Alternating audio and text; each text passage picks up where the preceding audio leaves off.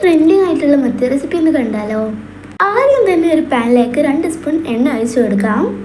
ശേഷം ആ പാനിലേക്ക് 1/2 സ്പൂൺ മഞ്ഞൾപ്പൊടി, 1.5 സ്പൂൺ മുളക് പൊടി, ആവശ്യത്തിന് ഉപ്പ്, 1/2 സ്പൂൺ കുരുമുളക് പൊടിയും കൂടി ഇട്ടിട്ട് ഒന്ന് മിക്സ് ചെയ്ത് കൊടുക്കാം. ഇപ്പോൾ പാൻ സ്റ്റൗവിലല്ല കേട്ടോ.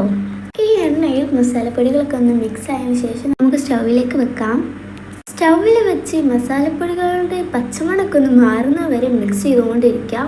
അടി പിടിക്കാതെ ശ്രദ്ധിക്കണം. നമ്മുടെ എണ്ണ തിളച്ച് വരുമ്പോൾ ഇതിലേക്ക് 6 ചെറിയ കൊച്ചുള്ളി എന്ന് പറയും, ആ കൊച്ചുള്ളി ചതച്ചത് ഇട്ട് കൊടുക്കാം. ശേഷം എല്ലാം കൂടി ഒന്ന് മിക്സ് ചെയ്യണം. ഇനി ഇതിലേക്ക് പുളിവെള്ളം ഒഴിച്ചു കൊടുക്കണം. പുളി ഞാൻ നെല്ലിക്കേനേക്കാട് ചെറിയൊരു പീസാണ് എടുത്തിട്ടുള്ളത്.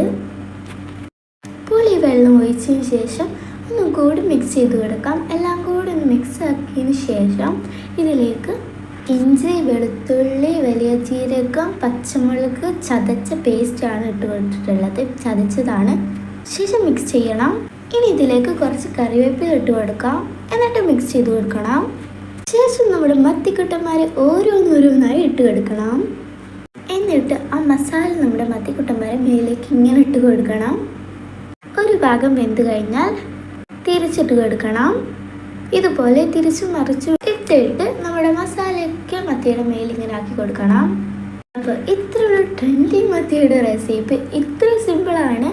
അപ്പോൾ ഇനി സെർവ് ചെയ്തിട്ട് ചോറിനൊപ്പം കഴിച്ചാൽ മതി. ചോറിന് വേണമെന്നില്ല, എന്തിനൊപ്പം കഴിക്കാൻ പറ്റും. അപ്പോൾ ഇന്നത്തെ വീഡിയോ ഇത്രയുള്ളൂ. അടുത്ത വീഡിയോയിൽ കാണാം. ബൈ.